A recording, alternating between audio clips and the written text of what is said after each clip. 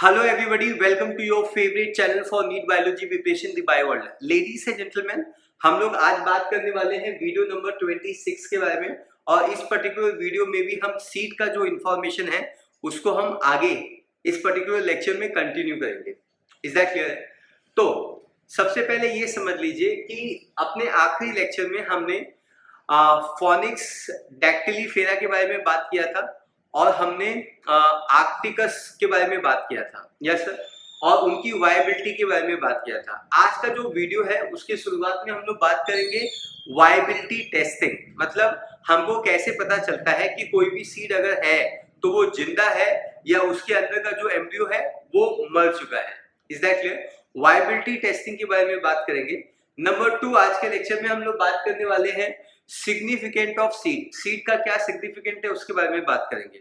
Then आज के ही video में तीसरे पार्ट में हम लोग बात करेंगे एपोमिक्टिक सीड के बारे में, यस सर, और will also talk about the poly embryo condition, और ये पॉली एम्ब्रियो कंडीशन किस वजह से बनता है इसके बारे में भी हम लोग यहाँ पे चर्चा करने वाले हैं। तो वीडियो में ये सारी इंफॉर्मेशन को जानने के लिए वीडियो में बने रहिए। Yes sir, here we go and we gonna talk about first, क्या बात करने वाले हैं, viability testing, viability of seed में वायबिलिटी टेस्टिंग कैसे करते हैं उसके बारे में बात करने वाले।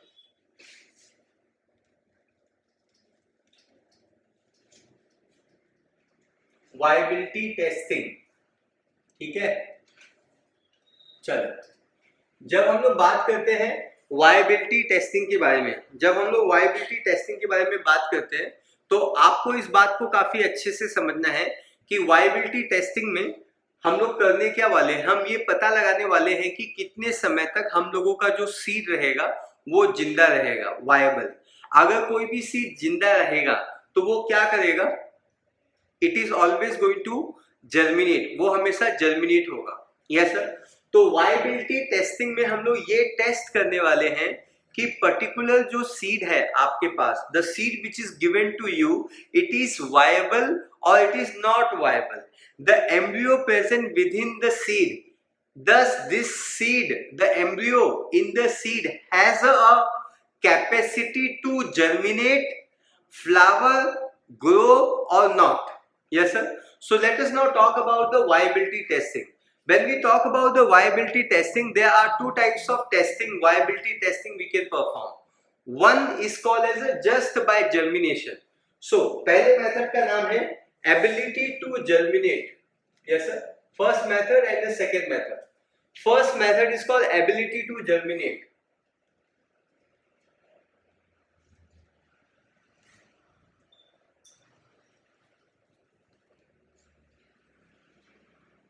The first method is called as a ability to germinate. Yes sir, what do you mean by ability to germinate? Ability to germinate means that if you put the seed, yes sir, हमारे पास ये seed है, right? I have a seed and I am interested to find out which of the following seed is going to be viable and which is not viable.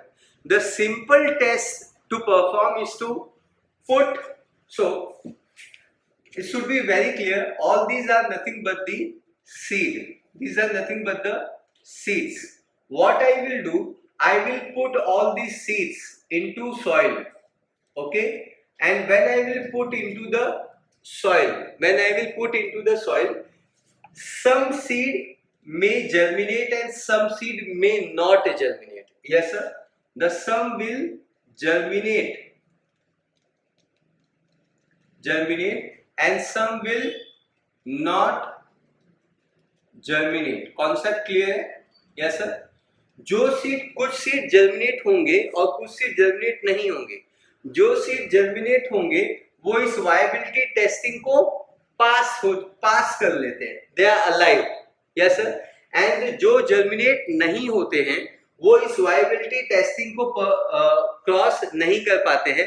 It means इसके अंदर का जो embryo है वो मर चुका है या इसके अंदर के जो एंजाइम्स है वो डीनेचर्ड हो चुके हैं, कोई भी रीजन हो सकता है। I think this concept is very clear and this is a direct method, ये एक डायरेक्ट मेथड है ability to germinate. We will take the seed, will put in the soil, and after putting into the soil, some seed will germinate, some seed may not germinate. The seed which is germinating is always going to be viable, and the seed which is not germinating is always going to be non-viable. Very, very simple concept. Now we're going to talk about something called complicated concept, and that is nothing but the method number 2. This was the method number 1, and now we're going to talk about the method number 2. Method number 2 is called as a testing their ability to respire. Yes, sir. Testing their ability. Testing their ability to respire. Yes, sir. Testing their ability to respire. Whether if my seed is going to be living, if my embryo present in my seed is going to be jinda, it is living. Obviously, it would be continuously respiring. Though the rate of respiration will be little slower side, but it will always respire. Concept clear? Hai? Now everybody will focus here how we are going to perform this. We will take a seed, okay, and from this seed we will take we will cut the seed, and the part of embryo will take a part of a seed which contain the embryo, like, yes sir, we will take a part of seeds having embryo. Super, very good. We'll pour this particular cutted part of the seed into the 0.1 percentage of solution of. We'll pour this into the 0.1 percentage solution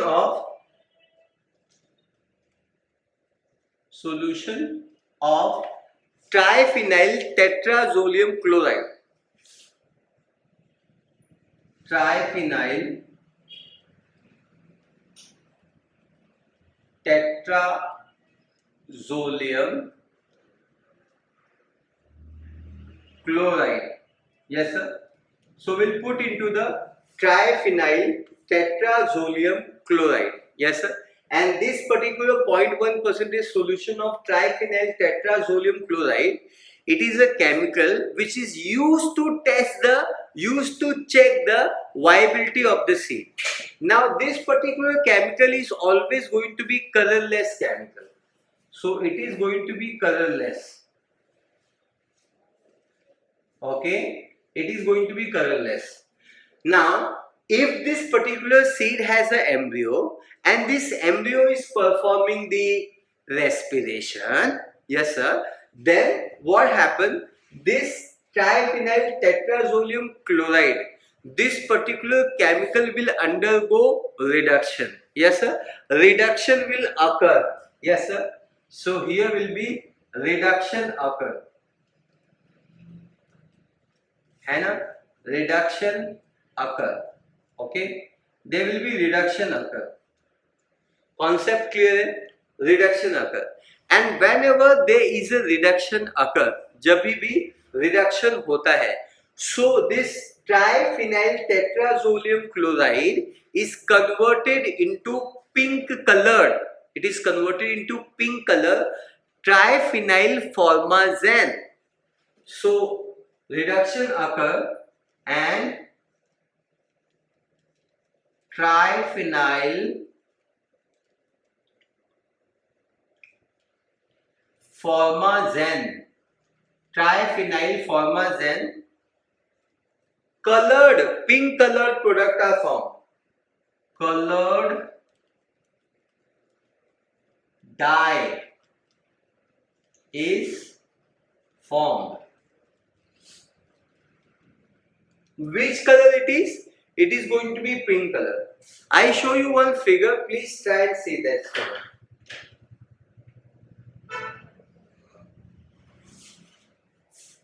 Now you can see you can see this particular figure.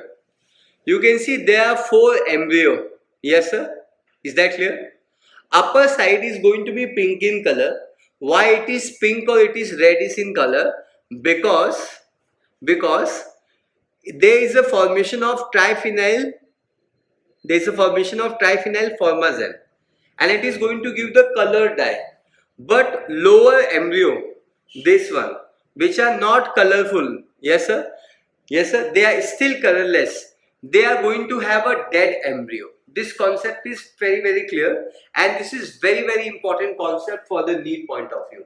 We'll pick up the seed, will cut the seed, and the cutted part which contain embryo will pour into the 0.1% solution of triphenyl tetrazolium chloride, and this particular chemical is always going to be colorless. Once the reduction occurs, why reduction will occur? Because they are taking oxygen, because of respiration they are releasing CO2. So reduction will occur because respiration is a redox reaction. It is an oxidation and reduction process. So now what happened? There is a reduction occur. Triphenyl formazole colored dye product is going to be formed, and this colored dye product is going to show the pink color. Yes sir, pink color. So if the pink color is going to be visible, it means congratulations, the seed is going to be alive, the seed is going to be viable. And if the colorless seeds are still present, it means this particular seed contains non-viable embryo. I think this concept is clear. Yes sir. So if the pink color is going to be seen, it means it is a positive test and seed is viable. So seed is viable. Seed is viable. And if there is a colorless product are going to be there, colorless product, then it's a negative test and seed is non-viable.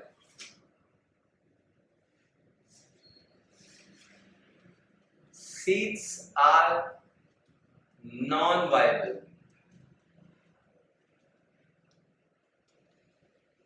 I think this particular test is very clear, and this is how we perform this particular test, and it is very easy. Why this happened? This happened because of reduction. This point I have already been mentioned. So this is a short note about the viability testing. Yes sir, I think this particular concept is very clear. Now we're going to talk about the significance of seed. Hello everybody, welcome again. अब हम लोग बात करने वाले importance of seed. अभी भी आपने देखा कि हम सीड की वायबिलिटी टेस्टिंग कैसे करते हैं। अब हम लोग जा रहे हैं बात करने इंपॉर्टेंस ऑफ सीड के बारे में। जब मैं सीड के सिग्निफिकेंट या सीड के इंपॉर्टेंस के बारे में बात कर रहा हूं, तो सबसे पहला इंपॉर्टेंस ये है कि बिकॉज ऑफ सीड पॉलिनेशन और फर्टिलाइजेशन दोनों ही प्रोसेस वाटर पे डिपेंडेंट अब नहीं है। Yes sir. So first point is pollination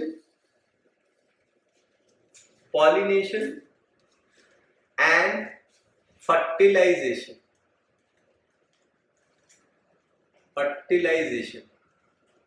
Pollination and fertilization, ये जो दोनों प्रोसेस हैं, they are not dependent upon the water. They are independent of water.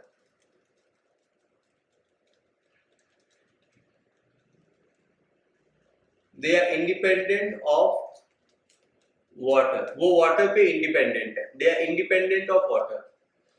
I think this particular concept is very clear. They are independent upon the water. This concept is very clear, right? So दोनों ही process होने के लिए पहले क्या हुआ करता था, बाकी के प्लांट में फर्टिलाइजेशन के लिए एंथ्रोजॉइड की जरूरत पड़ती थी। उनको स्विम करके फीमेल गैमेटोफाइट के पास पहुंचना होता था। Yes sir. लेकिन एंजियोस्पर्म में सीड फॉर्म होता है। सीड फॉर्म होता है तो मतलब पॉलिनेशन के लिए भी और फर्टिलाइजेशन के लिए भी वाटर पे डिपेंडेंसी नहीं होती है। ये पहला इंपॉर्टेंट सिग्निफिकेंट है। Yes sir.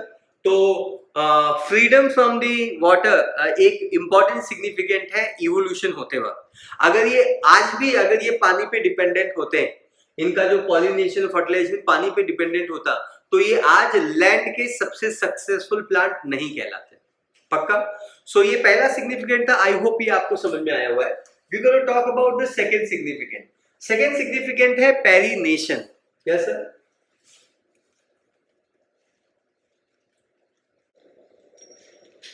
यस सर, हम लोग बात करने वाले हैं पेरिनेशन। पेरिनेशन का मतलब क्या होता है? पेरिनेशन वर्ड का मतलब होता है surviving under the unfavourable condition. Yes sir, तो perennation means surviving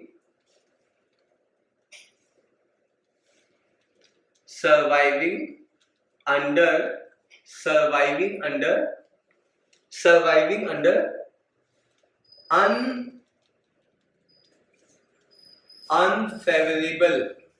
unfavourable condition. Surviving under the unfavourable condition को ही हम लोग क्या बोलते हैं? पेरिनेशन। देखिए, हमारा जो सीड होता है वो जिंदा रह सकता है। हमारा जो सीड होता है, इस सीड में वाटर कंटेंट कम हो जाता है। यस सर, यहाँ पे जो वाटर कंटेंट है इट इज 10 to 15%, मतलब ये बहुत ही कम है। लेकिन इतने कम पानी में भी ये सर्वाइव हो सकता है। ये सीड हमारे नेचर में प्रेजेंट है। आपको मालूम है, समर के वक्त में आप मैंगो खाना चालू कर देते हैं और मैंगो के सीड आप फेंक देते हैं। Is that clear? Complete summer condition में वो सारे सीड सर्वाइव होते हैं और जब जून जुलाई में जब मानसून आता है तो वो सारे सीड जर्मिनेट होके आपको प्लांटलेट, मैंगो के प्लांट आपको देना चालू कर देते हैं। जहां पे भी आपने सीड फेंके हुए हैं वो सारे सीड अब आपको मैंगो के प्लांट देना चालू कर देते हैं। तो ये बहुत ही अच्छी बात होती है कि हमारे सीड में ये कैपेसिटी होती है कि अगर अनफेवरेबल कंडीशन है तो ये अनफेवरेबल कंडीशन में सर्वाइव हो पाते हैं, जिंदा रह जाते हैं। और this is very important feature. Yes sir, इसका मेन रीजन ये होता है कि these are the product of sexual reproduction. Seed एक परिवर्तित जेनेटिक मटेरियल है। Yes sir, is that clear? तो बिकॉज ऑफ दिस वेरिएशन उसको वो रेजिस्टेंट पावर एनवायरमेंट से फाइट करना और फाइट करते वक्त सर्वाइव करना, इसी प्रॉपर्टी को हम पेरिनेशन बोलते हैं। That's a very very important property जो आपको यहाँ पे समझ में आ जानी चाहिए। यस सर, पेरिनेशन करने के लिए हमारे सीड के पास सीड कोटिंग प्रेजेंट होती है। टेक्स्टा एंड टेगमेंट जो मैंने आपको ऑलरेडी पढ़ाया था। टेक्स्टा जो होता है वो काफी थिक होता है और ये रेजिस्टेंट टू एनवायरमेंटल फैक्टर होता है, जबकि टेगमेंट जो होता है वो थिन और ट्रांसपेरेंट होता है। So seed coat help in protection of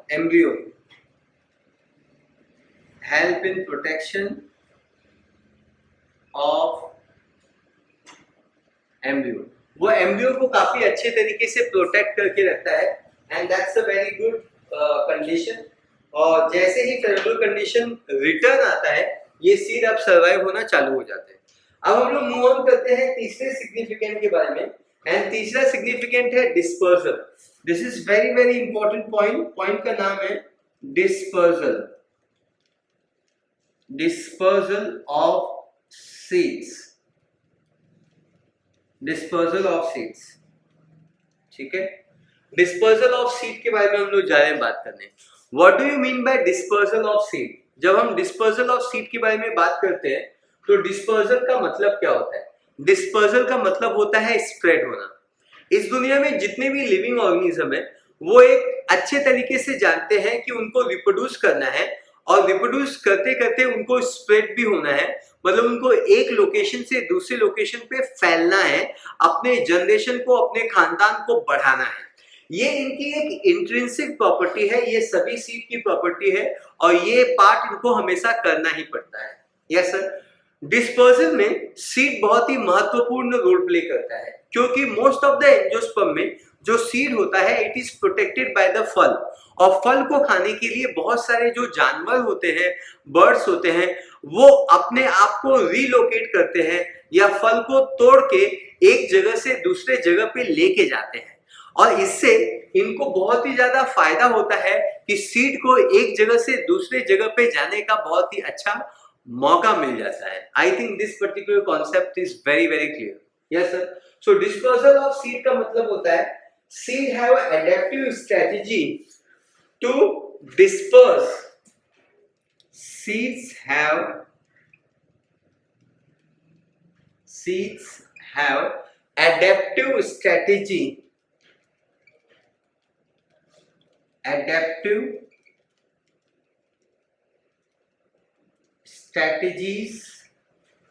to spread or disperse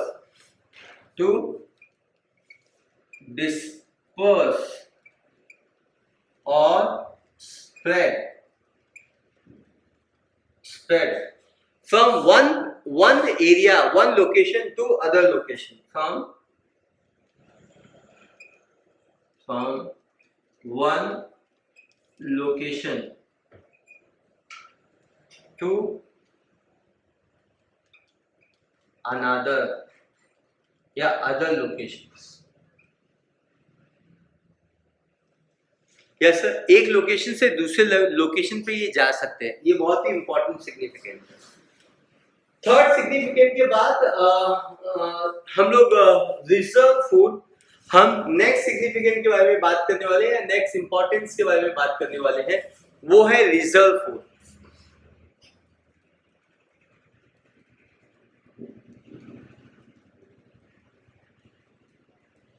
yes sir, आपको पता होना चाहिए कि हमारा जो सीड होता है उसमें रिजर्व फूड मटेरियल भी होता है, वो in the form of endosperm होता है या in the form of cotyledon होता है। जैसे सभी को ये बात अच्छे से पता है कि एंडोस्पर्म रिजर्व फूड जो होता है वो एंडोस्पर्म के फॉर्म में होता है, एंडोस्पर्म के फॉर्म में रिजर्व फूड पाया जाता है।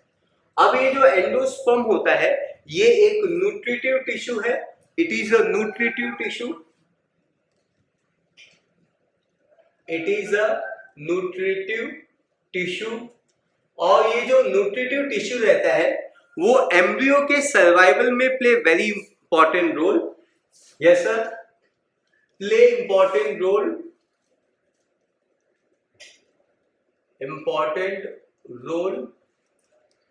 in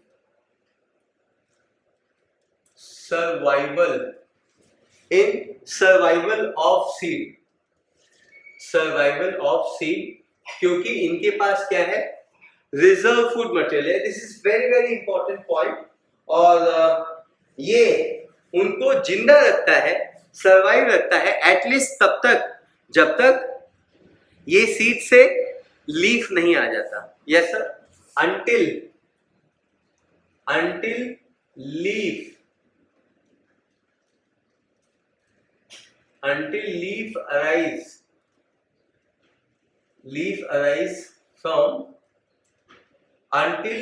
leaf arise है ना, leaf arise from embryo। क्योंकि जैसे ही पत्ता आ जाएगा अब ये सीड प्लांट बन जाएगा, ये फोटोसिंथेसिस कर पाएगा और अब इसको इस रिजर्व फूड का नीड नहीं हो पाएगा, क्योंकि अपना रिजर्व फूड वो आप खुद बनाएगा। क्या बात है। Yes sir, okay, so I think this particular part is very very clear. Next significant है वेरिएशन। नंबर 4 के बाद जो भी आता है दुनिया उसको 5 कह जाता है, that is called as a variation. Yes sir, now what do you mean by variation? Variation का मतलब क्या होता है एग्जैक्टली, इसके बारे में बात करते हैं। यस सर, वेरिएशन का मतलब होता है परिवर्तन या चेंज। ये जो सीड है it is a product of sexual reproduction. ये बात आप कभी भी मत भूलना। Seeds are product of sexual reproduction. They are the product of sexual reproduction. अच्छी बात। Yes sir, these are the product of sexual reproduction. Yes sir, तो इनमें क्या होता है, इनमें जेनेटिक वेरिएशन होता है। सो देयर इज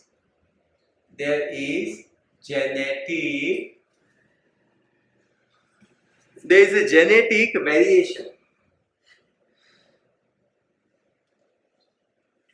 और ये जो जेनेटिक वेरिएशन होता है ये सीड की मदद करता है कि seed can adapt to the new climatic condition.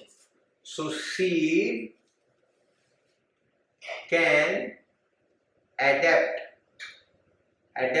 to new climatic condition, new climatic conditions. ये न्यू क्लाइमेटिक कंडीशंस में सर्वाइव हो पाता है. I think this particular part is also very very clear. और नेक्स्ट मूव ऑन करते हैं हम लोग नेक्स्ट इंपॉर्टेंस के बारे में. Number 6 is called as a storage. क्या आप सीड को स्टोर कर सकते हैं? तो absolutely yes. Next point is called as a storage. Next point is called as a storage. तो ये जो हमारा सीड होता है, it can be stored,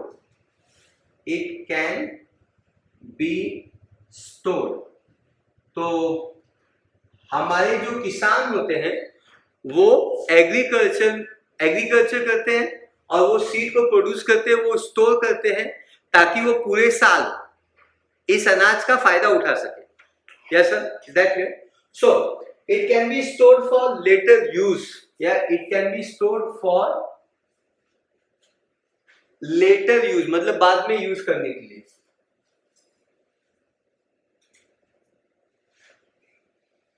Later use. I think this point is also very very clear. Now we move on to point number 7. Point number 7 is called as a agriculture. Obviously agriculture में seed बहुत ही important है. हमारा जो agriculture होता है वो completely seed पे ही depend होता है, सीड पे ही बेस्ड होता है.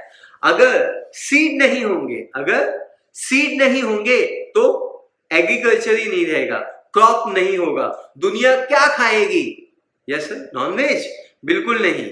नॉनवेज इसलिए नहीं खा सकती क्योंकि नॉनवेज मतलब जो भी चिकन है या मुर्गी है या बकरी है, वो लोग क्या खाते हैं? मुर्गी क्या खाती है? तो मुर्गी वेजिटेबल खाती है ना. Yes sir. गाय, घोड़े, बकरी ये लोग क्या खाते हैं? वेजिटेबल खाते हैं ना.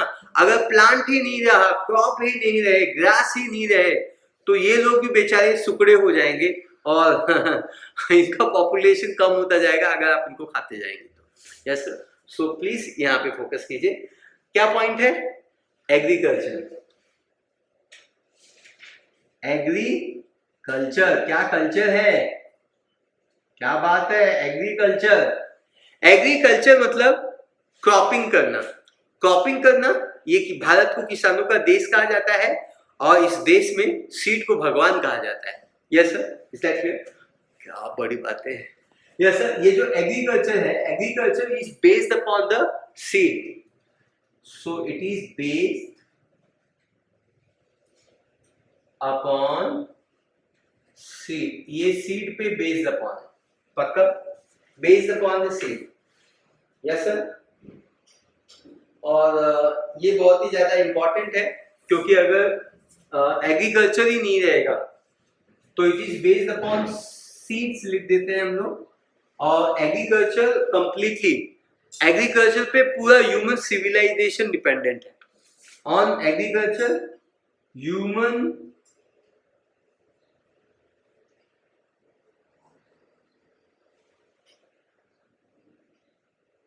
human civilization is dependent. क्या बात है. ह्यूमन सिविलाइजेशन इस पे पूरे तरीके से डिपेंडेंट है. आई थिंक आपको ये पॉइंट बिल्कुल समझ में आ गया होगा. इतने सारे इंपॉर्टेंस तो मैंने पहली बार एक साथ देख रहा हूँ बोर्ड पे. पॉलिनेशन और फर्टिलाइजेशन, ये दोनों प्रोसेस सीड की वजह से एम्ब्रियो वाटर पे डिपेंडेंट नहीं होते. पक्का?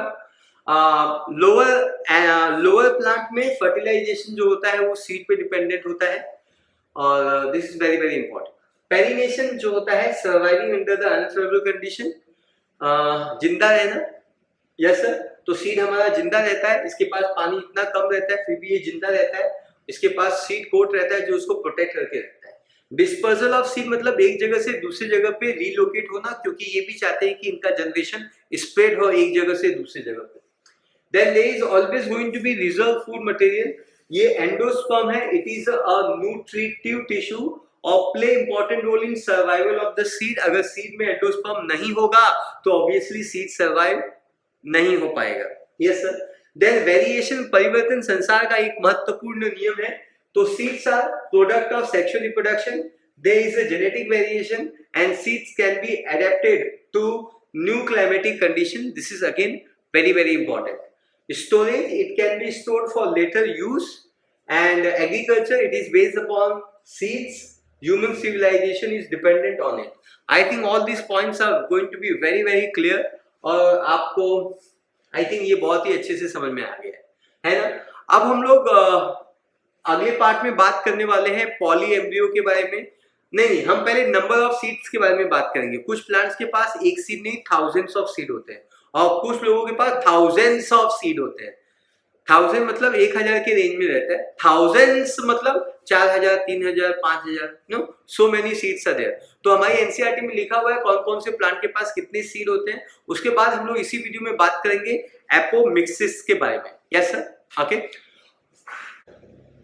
तो बच्चों अब हम लोग जा रहे हैं बात करने सीड्स के बारे में ही बात करने वाले हैं, फलों के बारे में बात करने वाले हैं। कुछ बुलेट पॉइंट्स है वो हम डिस्कस करेंगे, उसके बाद हम इस वीडियो को खत्म करेंगे with the topic called as apomixis. चलो बात करते हैं। हमारी एनसीईआरटी में मेंशन किया हुआ है कि ऑर्किड के जो फल होते हैं, ऑर्किड फ्रूट, ऐसा ऑर्किड फ्रूट, ऐसा ऑर्किड्स का जो फल होता है, फ्रूट्स होते हैं, they will have thousands of seed इसके अंदर पाए जाते हैं। Yes sir, thousands of seeds, thousands of seeds present, ठीक है। thousands of seed इसके अंदर पाए जाते हैं। In a similar way, there is a parasitic plant। कुछ parasitic plant होते हैं जिसका नाम है Aurobucke and Striga. Some parasitic species.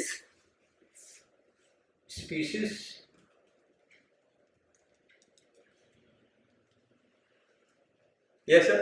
Some parasitic species जो होते हैं, इनके जो फल होते हैं, इनके जो फ्रूट्स होते हैं, यस सर, इनके जो फ्रूट्स होते हैं, इनके जो फल होते हैं, they have a thousands of seeds. तो ये पैरासाइटिक स्पीशीज के नाम कौन से हैं?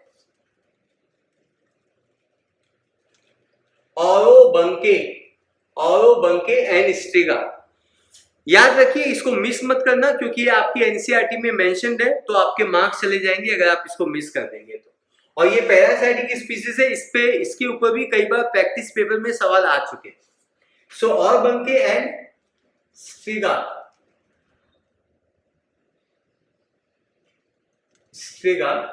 Yes sir, I think spelling is correct, STRIGA, एक मिनट, स्ट्रिगा। ये जो दोनों प्लांट है, ये पैरासाइटिक स्पीशीज है, पैरासाइटिक प्लांट की स्पीशीज है। इनके जो फल होते हैं, they have thousands of seeds. इनके पास भी thousands ऑफ सीड पाए जाते हैं, पक्का। तो ये दो इंपॉर्टेंट बुलेट पॉइंट है हमारी एनसीईआरटी के। अब हम लोग जा रहे हैं बात करने एपोमिक्सिस के बारे में बात करने वाले हैं। Yes sir, let us now talk about the apomixis.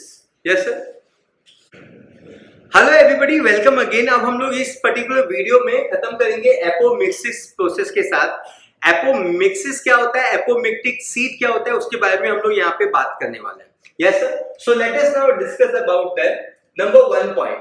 Number one point ये है कि एपोमिक्सिस होता क्या है। एपो का मतलब होता है विदाउट और मिक्सिस का मतलब होता है मिक्स होना। यस सर, एपो मतलब विदाउट, मिक्सिस मतलब मिक्स होना, और मिक्स होना मतलब होता है फर्टिलाइजेशन। आई रिपीट, एपो मतलब विदाउट, मिक्सिस मतलब fertilisation, without fertilisation. Yes sir, so इसमें देयर इज नो फर्टिलाइजेशन। अगर हम किसी भी एंजियोस्पर्म में ये बात बोलते हैं कि इसमें फर्टिलाइजेशन नहीं हो रहा है, तो इसका मतलब इसमें सीड नहीं बनेगा, क्योंकि फर्टिलाइजेशन होने के बाद ही सीड बनता है। लेकिन यहाँ पे ये एक स्पेशल मैकेनिज्म है, यहाँ पे नो फर्टिलाइजेशन होगा और यहाँ पे नो मियोसिस होगा। मियोसिस, नो मियोसिस होगा मतलब यहाँ पे न मियोसिस होगा और न यहाँ पे फर्टिलाइजेशन होगा, न यहाँ पे मियोसिस होगा न यहाँ पे फर्टिलाइजेशन होगा, लेकिन इसके पास seed will be form. Yes sir, but seed will form, but seeds will be formed। I think ये कॉन्सेप्ट आपको क्लियर हो गया है। नंबर 4 पॉइंट, ये कहाँ पाया जाता है? ये एक स्पेशल मैकेनिज्म है जो एस्टरेसी और grasses, yes sir, Asteraceae family में जितने भी प्लांट पाए जाते हैं और कुछ ग्रासेस में, so it is going to be, it is a special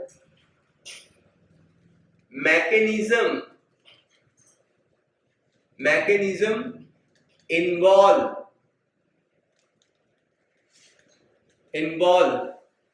in production of seeds, but without fertilization, without fertilization। समझ में आया आपको, है ना? कहां पे ये पाया जाता है? It is found in Asteraceae.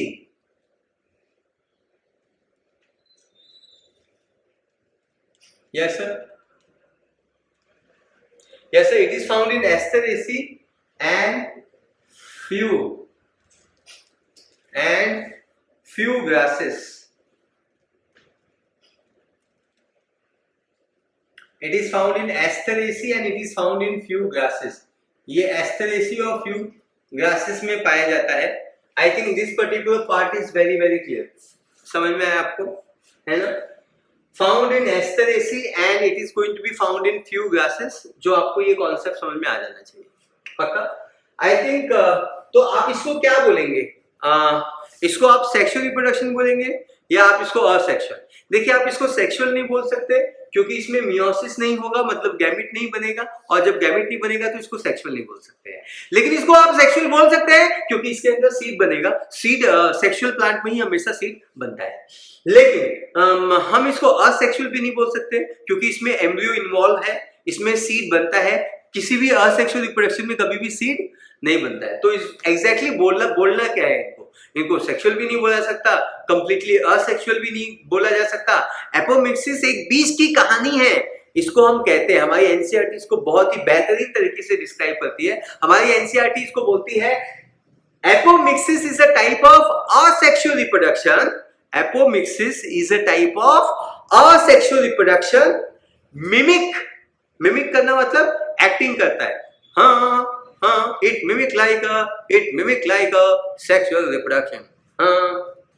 okay, so ये एक्टिंग करता है, मिमिक करता है। it is a type of asexual reproduction। it mimic like a sexual reproduction। Mimic करना मतलब ना एक्टिंग करना, किसी और की एक्टिंग करना। तो ये सेक्सुअल रिप्रोडक्शन की एक्टिंग करता है, बट ये खुद में असेक्सुअल रिप्रोडक्शन है। So it is described by our NCERT। It is a asexual reproduction,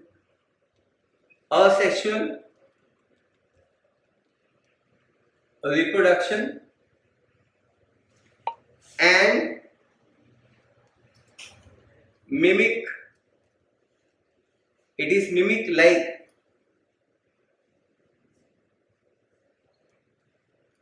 sexual reproduction। So many pro are there। yes sir, so many pro reproduction। yes sir। So ये line बहुत ही ज्यादा important है। This particular line is mention, it is a type of asexual reproduction but it mimic करना मतलब acting करता है ये sexual reproduction की। Yes sir.